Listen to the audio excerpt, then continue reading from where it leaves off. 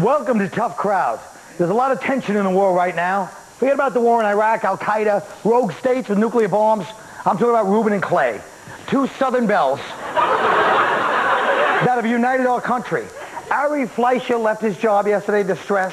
Christine Whitman left the EPA, distress. Does Clay quit? No. Does Ruben quit? No. You don't think they both had hard times? You don't think Ruben walking to school, he's little, all the kids, fat boy, kicking him and stuff, you know? And Clay, I found out, was the first kid to get gay bashed in preschool, ever. Now look, but they are the face of America. Everything is interracial, as it should be, but there are still racial problems. One of them, in fact, is sitting behind the couch in a Len Dawson throwback. I'm kidding, but if I was you, I would have thrown that one back. Come on, folks. All right. Look, there's a lot of pressure for successful black people because they have to worry about being perceived as sellouts by their own people. So if you talk like this, all your people make fun of you for acting white. But have you seen the way white people act lately? They're like, yo, what's up?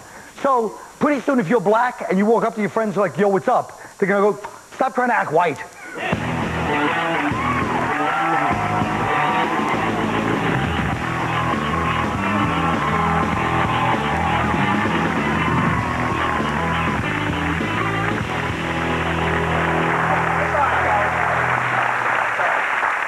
What do you mean it's all right? It was great. You'd love to steal that one. Hey, what is this, the blood side of the room? You guys are... All right, look. A new stat came out that the gap between the rich and the poor is, of course, on the rise, and among blacks it's even the same now as whites. Now, is this affecting the black community more than it affects the white community because of the perception of unity and sticking together? Yes. Patrice? Yes, it is affecting a certain amount of black people. But me, I mean, being that I'm a rich black American, I'm trying to race away from these poor blacks as fast as my caddy will take me. But even the fact right, Rudy? Aren't we rich blacks trying to do that? No, we're not talking. I wish I was rich. Just the fact that you have a red caddy tells me you're never really going to get away. At best, you'll be ghetto fabulous, but you're never going to be like... That's the whole point. You're never going to have the brownstone in Fort Greene and be walking like the lights. I'm just trying to tell you. And you know, why is that acting white, though? Why is... Don't blame me. You're the ones that say it's acting white. And you're saying it. That's your topic. Well, but I did not say it. I said because of the obvious truth that among black people, if you talk like a white person, they go, oh, you're white, you're white. What's like a white person? This is what, that's the arrogance of Don't white be people. so What is like a white person? Using the right word? Correct speech? Are you pretending like a white person? Are you pretending, after all these years in comedy, yes, that black people don't always go like, well, here's the white guy walking like this. That's what a white guy does. That's what white guys do. No, you're saying this is a white guy. This suit right here. Yes. How did I get involved in this racial thing? What did I do? What did I do to your people? He's the white guy in the chick. Yeah, he's the white guy. Exactly. Look at the way I grew up in a black neighborhood. Wait, what? Yeah, well, I had a black person who lived across the street from us. Is that who you bought your Coke from? No. No. It was Camp. I lived across the street from Camp Calloway. I'm playing, Kevin. Jesus Christ. Camp Calloway. I lived across the street. All right, let the cribs talk for a second, boys. Go ahead. I don't think rich black people should be held responsible for, you know, the plight of other black people. I mean, once you reach a certain level of success, it's just natural to move on. I mean, if that wasn't the case, politically incorrect would still be on in this time slot. No, I totally disagree with that. I think black people should take care of, the rich black people should have or feel some responsibility for all the poor white people. We have a problem. We haven't had All good the poor black white leaders people. since Public Enemy broke up. But we really see, that's another thing, though. Black people don't really... Please pretend we as if you're rich. Please. Stop it. Stop it. I got a couple of hundred in the bank. I'm a hundredaire, and that counts. Black people really don't have a leader. Our leaders are appointed to us by somebody. We don't vote for our leaders. Al Sharpton is We one of didn't your vote for leaders. him. He just decided to be one. He's your leader. You guys... No, let me tell you something. I'm going to tell you something right now. And he's going to be the president. Wait a minute, Kevin. Al Sharpton is not our leader. Let me tell you something. Black people ain't vote for nobody with no perm. I'm sorry. That's right. I'll tell you exactly what it is. You guys are playing innocent, and I'm damn getting mad. You know Al Sharpton, the only reason you like him is because he irritates us the most. That's how you decide who's a leader. Whoever pisses us off the most. Thank you. So let's call it the way it is. We just called it the way it was. Homeschooling has become a fast-growing phenomenon. My doorman Steve has a theory on what's wrong with the schools today. Let's listen to him for a second. When I had to go to school, I had to read the whole book, or a half the book, or 3/4 of the book, just to pass the exam, or study it, or a book report. Today, they got the textbook, they got the answers and the question behind the book, and they still fail. So I don't know what's going on with the schooling today, and it looks very bad. I have to see him every morning. Every morning. How you doing, kid? Not only is there homeschooling, it just used to be like the rural whites, like, you know, Randy Weaver types of homeschool the kids, but now it's big among the black people again. Why do you think there's been such a rise in black preschooling? Rudy? Well, the reason because the curriculum sucks. And you got third graders that are angry and they're the size of Patrice. So it's like, I'm not sending my kids to that school. It's true, there's a lot of violence in the school. I think it depends upon the individual situation. I mean, some people need homeschooling. Like, you know, like in Patrice's case, he couldn't squeeze out of his bedroom door. He's really gunning for us, isn't he? He really is. I can understand. He really is shaped like a tampon, and I'm fed up with him. Well, we're doing homeschooling. I have a daughter. My wife and I, we're doing homeschooling, and we have 2 priests that come over and teach my daughter in the basement. That's home right. Very nice. No, one of the biggest reasons why black people now are keeping their kids home and teaching them, because they are giving images to their children from their history. And me coming up, we didn't have too much African American. Please. No, we didn't have too much African American stuff. I mean, I remember coming up. You as have a a kid. whole month. Columbus Exactly. everywhere. That's the problem. The problem is we have a whole month, the whole year, and everybody knows this. You have the 40 Lincoln presidents, freed the slaves 42 too. presidents up on the board, and then, you know, you have one picture of Martin Luther King in February, and on the 28th they rip it down. What about the dead All press? You pictures don't count them? I understand. That's true. That's it. That's 'cause Listen to me. Look, they don't teach anything black in schools these days. Are you crazy? You gotta send them to like Kinty Cloth High to get a black, but then you don't get any Kinty Cloth, Mr. Black people. It's that close, you know. Look, I don't care how you live your life, folks. Just don't leave me alone with these people. We'll be right back.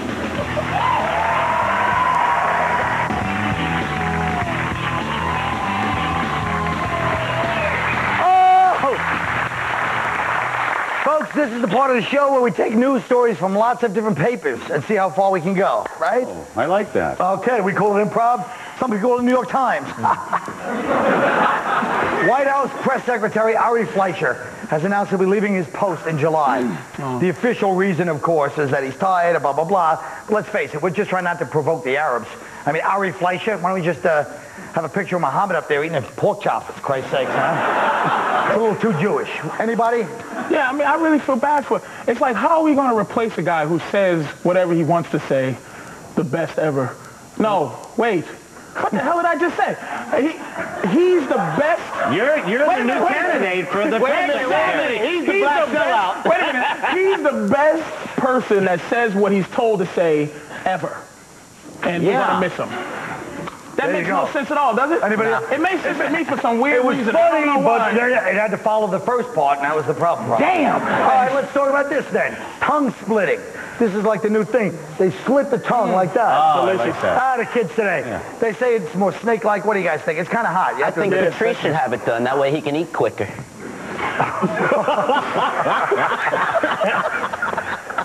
I think, well, they do a lot of crazy stuff. The tongue piercing was kind of far. Now this is taking it a little bit too extreme. I mean, to me, it looks like Satanism in a crazy kind of way. I like it. I think, you know, my grandmother, she used to have a plate in her mouth.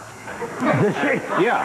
Back in Ireland? Back in Ireland. They had actually come from Africa. And that tradition continued, and a lot of the Meanies had plates, saucers in their lips, you know, big plates. You know? As a way of breaking down Iraqi POWs, this is the next story since we're on a roll. U.S. officials are playing Metallica and Barney. Now, come on. What's the source? Because this sounds like totally ridiculous. Yeah, like how many torture techniques did they go through before they figured out Barney was the way to go? You know? Hopefully that was, you know, before the testicle clamps. You know? Right. But after, like, you know, Peter Cetera and, you know. Well, the Metallica, I mean, that's actually a good thing. The safest place to be during a terrorist attack would probably be at a Metallica concert. You know? That's right. They're not going to come anywhere near there. Yeah, the safest place is to be in Harlem, because y'all think the terrorists is looking for us. They looking for y'all asses. Oh, you guys wearing jump ship, huh? All right. A new study shows, all right. A new study shows, you want to jump ship? All right. A new study shows that 1 in 5 girls under 15 years old has had sex, and 1 in 7 has been pregnant. Wow. That's pretty sick. They all 4 blocks.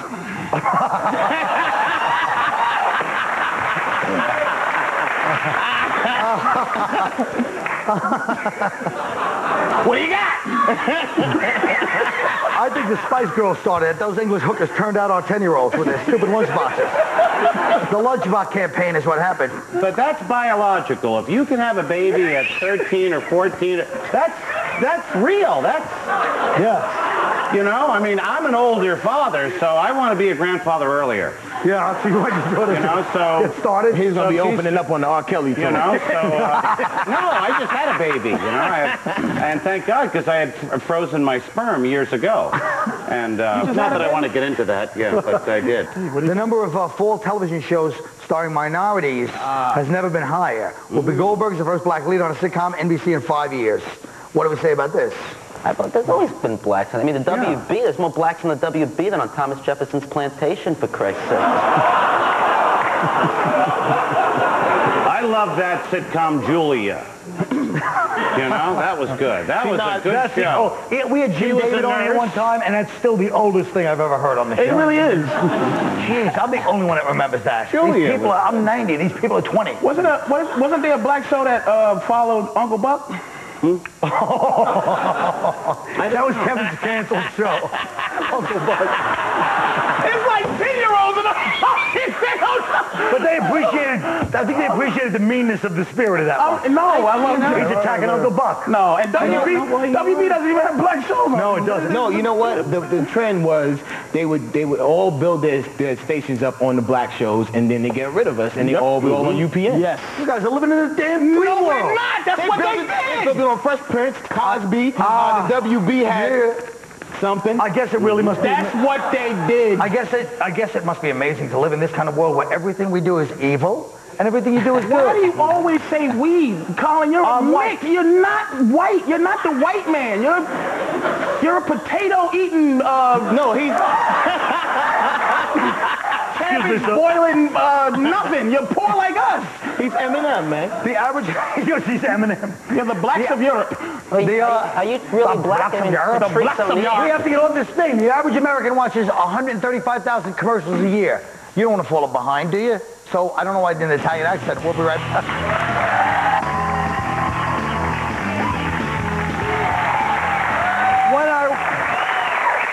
Well, you know what? When Iraq fell, hundreds of ancient treasures were stolen from the Museum of Antiquities in Baghdad. Yes, I don't know what that is either. All right, leave me alone. The plundering of one of the world's greatest collection of artifacts is a terrible tragedy. But luckily, there's some good news. Several newer pieces of art were saved, pictures that were kept by Saddam Hussein in his own private quarters. Here are those pictures. These are the real replicas of art found in Saddam's safe houses. Tonight we'll look a little deeper into these pieces from the Saddam collection, and here to help me is an art consultant and my neighbor, yes, and she knows Steve too, Avis Cardella. Avis, thank you.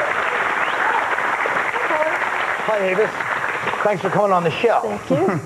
Okay, this first piece is a lovely oil on canvas. First of all, I'm interested in that. Is that like a postage U.S. mail thing up there? What is that? I don't know what that is, but I can speak to the other aspects of the other elements of this painting. I'll tell you, it's not Picasso, but it's an example of something that is called fantasy art, and it's used on album covers and book covers and things like that, and it tends to be popular with adolescent boys. Adolescent boys, so you're saying Saddam might be an Arrested Development. That's a possibility, yeah. It's interesting, too, because Saddam, he had a lot of problems with his family, and this looks like, to me, I wouldn't say a castration complex, but that damn, whatever it is, just trying to bite him right there, isn't he?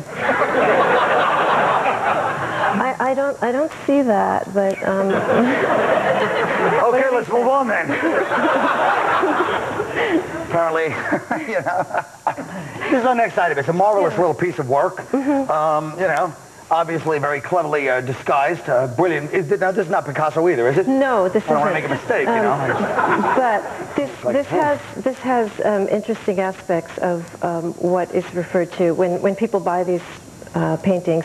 They usually like to relate to them as role-playing. I don't know if Saddam relates to the Fabio character, to the buxom babe, or to the Shrek guy in the back, but, you know, whatever moves you. But let me ask you something. Is the sword trying to slay the snake or the dragon to get the hot girl and the evil? Isn't that kind of a hack thing? Like, isn't that everybody could do that from like 100 years ago? It's kind of an old move, isn't it? You mean the whole idea of slaying this? Well,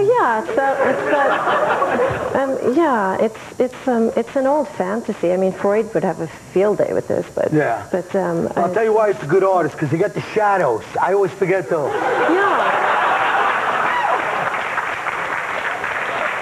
Now, let me just ask you, this is totally off the cuff, Avis. Yeah. If you were at an art gallery show, you saw a guy like me, but well, if I had my glasses, you saw me, maybe I'm just standing here looking like this in the picture. Would you be attracted to me and say, oh, that guy's kind of cool? Just pretend you don't know me. With the thumb in the mouth? All right, no. Can I just walk away like deeply affected, thinking about it?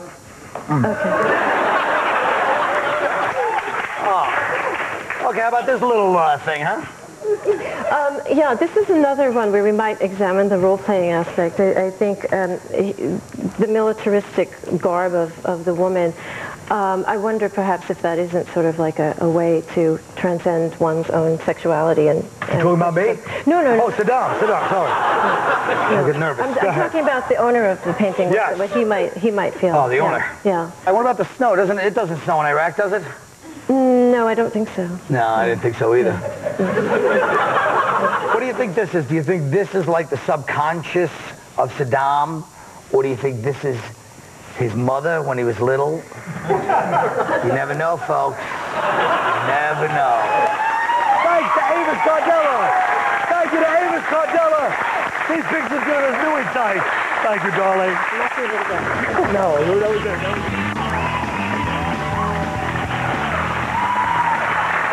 Well, folks, we all heard about that New York Times reporter who stole stories from other papers and is paying for his sins by having to stay home fielding book and movie offers.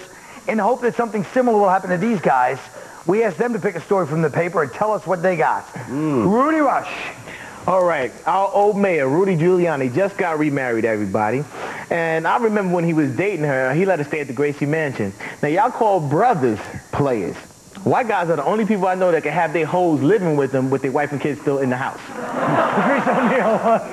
Bloomberg's traffic meter-maid mafia racketeering gang has got to be stopped, man. What do you mean, officer? You already started writing the ticket. Well, stop, you asshole. There's 3 minutes left on the meter. Ma'am, you can't put the ticket in my hand. You can't just give me the ticket. Bending my goddamn, bending my damn windshield wiper?